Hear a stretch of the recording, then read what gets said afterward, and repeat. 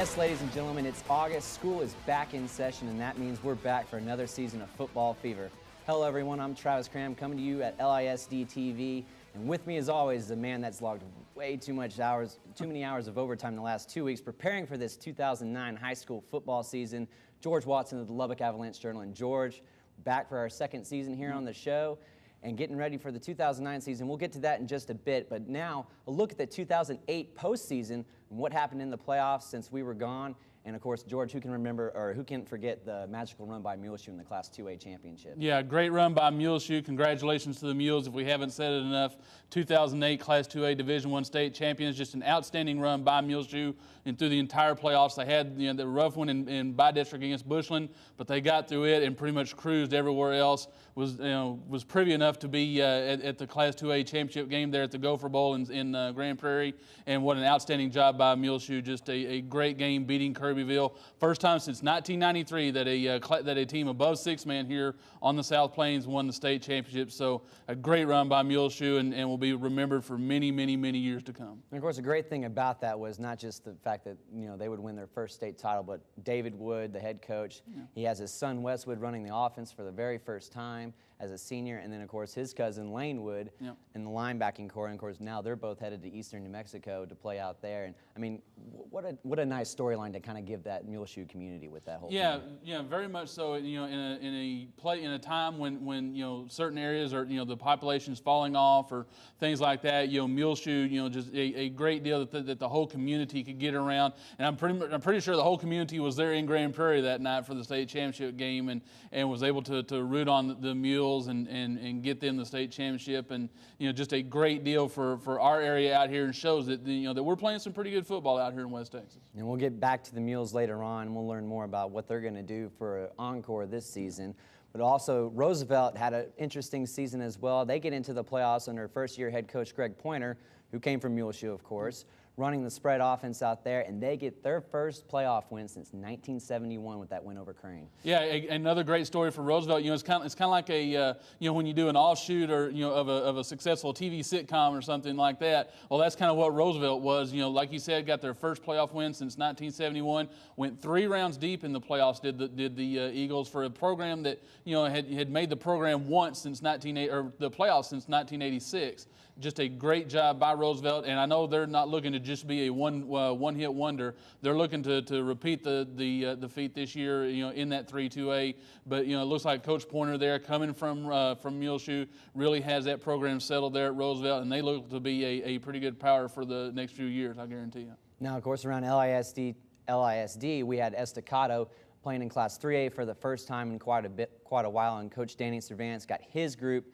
into the playoffs. They had to limp in to get in there, but they made the postseason, and now they look to kind of reload for this year. Yeah, back-to-back playoff appearances for Estacado. Coach Cervantes has that program going in the right direction. I think now what they're looking at is to win, to have a winning season, coming out of district and win that district championship. They've made the playoffs, but they haven't had the winning record. I think that's their next step. But it's good to see that Estacado was able to follow up what they did 2 years ago under Coach Cervantes' first year with another playoff run this past year. So I think they're sitting on the right track and should be in good position for more. And of course, another storyline that we've kind of been following since the playoffs began and ended, of course, was Idalou running back Tanner Cook, who was injured pretty badly in the team's loss to Cisco during the playoffs. And we've gotten to talk to his mom Sandy and Coach Johnny Taylor over there quite a bit since everything happened, and he seems to be making really good progress. And you told me quite an interesting story about that. Yeah, with Tanner, one of the things when he first got injured, one of the things they did was they signed up for this website called Care Pages, where people could send their prayers or well wishes and get updates on Tanner. Well, I've signed up on that, so I get those emails fairly frequently. And an interesting story, as Tanner's progressing, he's getting better and better every day. He's getting more and more closer to being a normal kid every day. But one of the things, they still work with him and his brother Tyler on the physical skills and the motor skills. And one of the things they did was, I think one of their parents gave them the task of going out and washing the car. Well, instead of doing it themselves, they started thinking like teenagers and said, well, we're going to go take it to the car wash. But they didn't want their parents to know, so they actually pushed the car out of the driveway. And it wasn't Tyler, it wasn't the younger brother that was pushing the car. It was Tanner that was pushing the car, getting behind that big car and getting it out of the driveway. So, yeah, not only are the cognitive skills coming back for Tanner, the physical skills are coming back together for Tanner, and it looks like he's well on his way to making, like we all thought he would, a very full recovery from that terrible, terrible tragedy. And Coach Taylor said he's been out at practice almost every single day, egging those guys on, trying to just cheer them on as they get ready for their season. And of course, getting to the bigger story, maybe around 2-5A especially, is the coaching carousel that has hit this district head on, specifically at Monterey, and replacing 3 head coaches within their sports. But of course, we at LISD lose Gary Gaines, who's decided to bring his coaching style back to Mojo.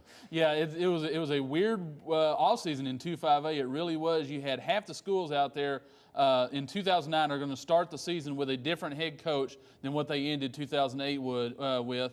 Obviously, I think the big one for LISD was, like you said, over at Monterey with James Morton, kind of surprising everybody. There had been times where he'd had a chance, where he'd interviewed at different schools, but he chose to stay at Monterey. Well, this time, Midland Lee came calling after Randy Quisenberry and Midland had a parting of the ways due to some controversy. They came after James Morton. He felt like this was the right time to make the move. So now James Morton is the head coach at Midland Lee. Well, it took only maybe about 10 days. And Monterey, and LISD decided, well, we're going to look in-house. And they elevated Todd Pearson. And I was there, when they named Todd Pearson the head coach.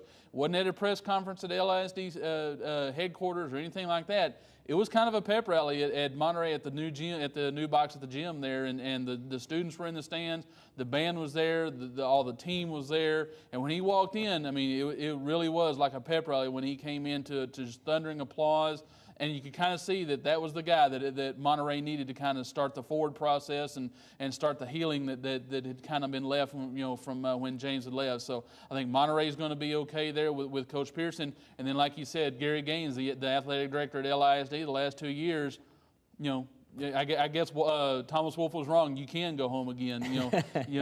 Gary Gaines is back at Permian, back coaching Mojo 20 years after he led them to the state championship. And with all the controversy with the Friday Night Lights book and the movie and everything, so it'll be interesting to see how he comes back 20 years after he left Permian. But that's not the only one. Tascosa's got a new coach in Ken Plunk, who moves up from Randall, taking the place of Heath Parker, who I thought had done a good job there at building that Tascosa program. But he's now moved on to Pampa, where he's got some ties with former coach Cavalier. So Tascosa's got a new coach, and now San Angelo Central is led by Brent Davis, who's the brother of friendship coach Brent Davis and former coach Bobby Davis. That's his son. So you got 5 new coaches in the district. It'll be interesting to see how that all comes about once we hit the field on Friday. All right, when we come back, we'll take a look at the upcoming 2009 season and some of the storylines around it right here on The Fever.